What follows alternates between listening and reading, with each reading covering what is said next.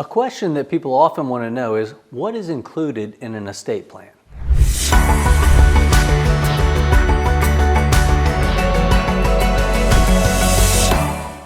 Putting together a plan for your estate is one of the most important things you can ever do for your family and your loved ones. That's why you need to know what's included. Through this video, you'll understand what's involved in the estate planning process. You'll find out how to include restrictions on the distribution of your funds after your death. You'll find out how your trust and estate plan can look out for unforeseen circumstances.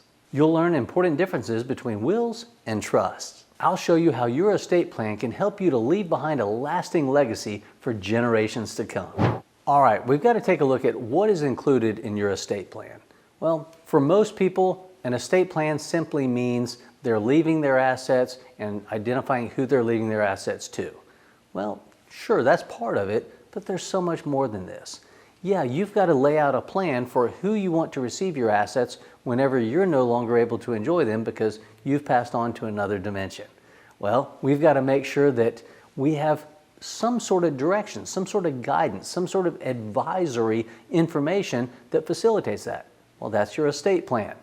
Sure, it does lay out what assets are going to be left to whom, in what manner, in what order, with what type of restrictions. But there's so much more than that. We've got to think about things such as unforeseen circumstances. We've got to think about things such as, challenges that may come up that we've got to protect against.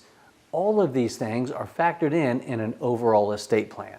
Now, the first part of that is kind of back to what people say: how do we want to leave those assets? To whom do we want to leave those assets? And what type of restrictions do we want to have on those assets?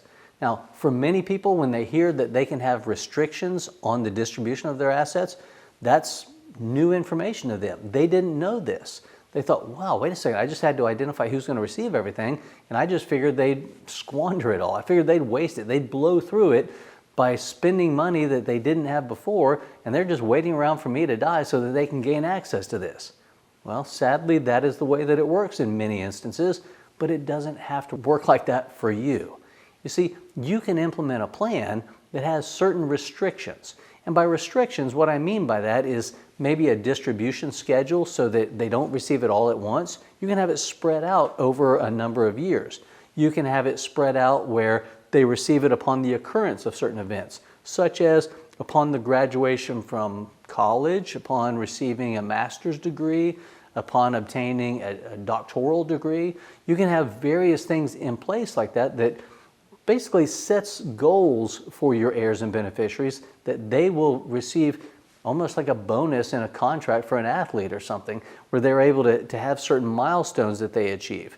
Upon their marriage, you could even say, if you don't want your kids to get divorced for some reason, you could say, hey, I want you to be happy, but I found that the biggest destroyer of wealth is going through a divorce. You say, once you've been married to your spouse for 10 years, you get an additional amount of money. Once you reach 20, 25, 30, and so on, you can have things like that in there. You can have information in there that says, hey, if you would like to start your own business, which is how I built my fortune, we're going to provide money in there for you. If you want to purchase maybe it's your personal residence, or you want to purchase some rental real estate, some income producing property, you can put things like that. All of this is governed by your trust agreement, and all of that is facilitated by the trustee of that trust. So when we're talking about the trustee of that trust, that's going to be one of the most important components of your overall estate plan. Is when you're putting your estate plan together, you've got to think about who are going to be the primary decision makers. And there are a number of different roles that have to be considered when we're putting this plan together. Now, first of all, we have powers of attorney. Now, there are two different types primarily that we utilize through the overall estate plan. The first one is going to be your general and financial powers of attorney. Now, this is going to be somebody, you're still alive, but for whatever reason, you're unable to carry out certain functions.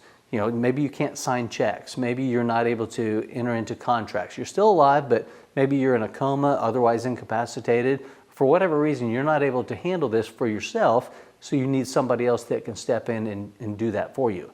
Many times people will list maybe their spouse.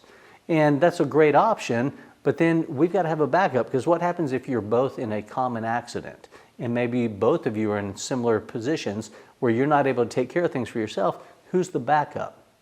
I like to take things a step further and say, I'd like a backup to the backup. So whenever I work with clients, one of the things that we do is we fill out a questionnaire, and we have people who are listed to exercise these particular roles as part of that overall estate plan.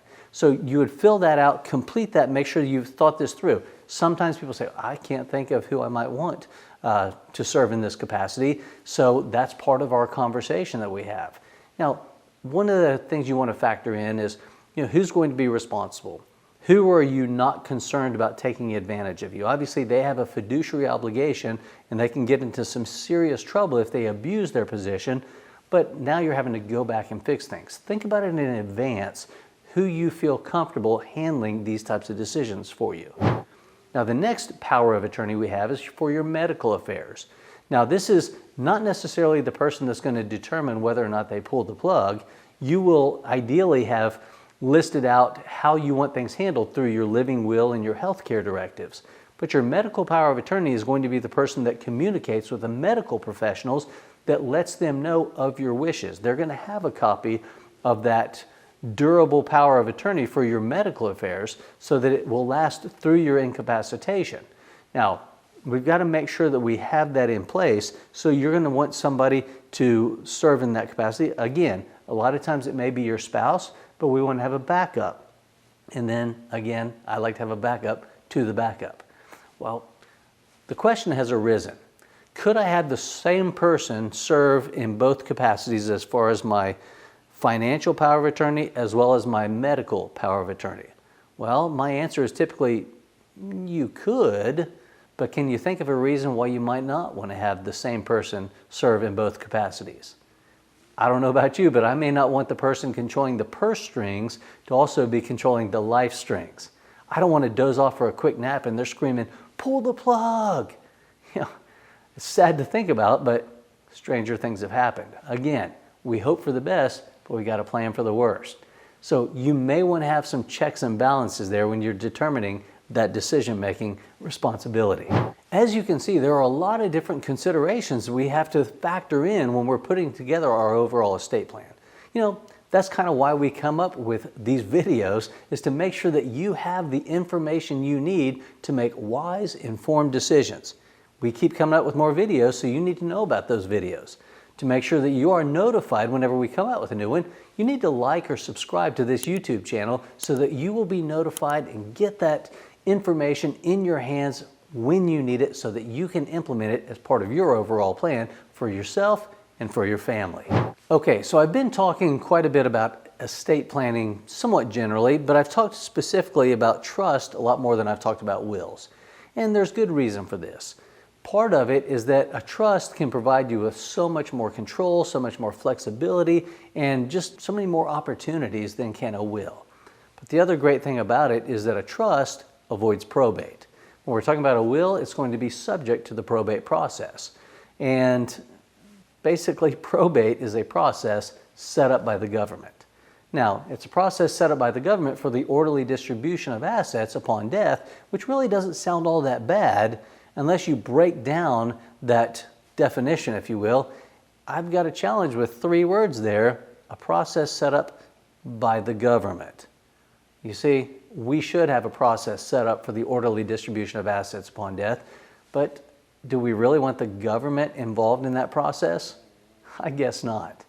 Well, when we look at this, how do we do that? How do we avoid the probate process? We avoid it by putting our assets, by doing what's called funding our revocable living trust. Now, that process of funding refers to the process of transferring the title of those assets. If it's real estate, we've got to prepare transfer deeds to transfer the title out of our personal name over into the name of the trust. Well, that's a relatively straightforward and simple process if you're working with somebody that knows what they're doing. If you're trying to do this on your own, it can be a bit more complicated because you've got to figure out, where do I find these forms? If you're working with a qualified estate planning professional, they can handle this for you. But that's one of the most valuable parts of this overall process. People ask me, could I just go find somebody online to do this? Could I find LegalZoom, Legal Shield, one of these Rocket Lawyer, one of these companies out there, And I'm not meaning to list places for you to go. I'm meaning to tell you the downside if you do go there. Sure, they'll know certain things and they'll have certain documentation that can help you, but they're not focused on asset protection. They're not focused on tax reduction.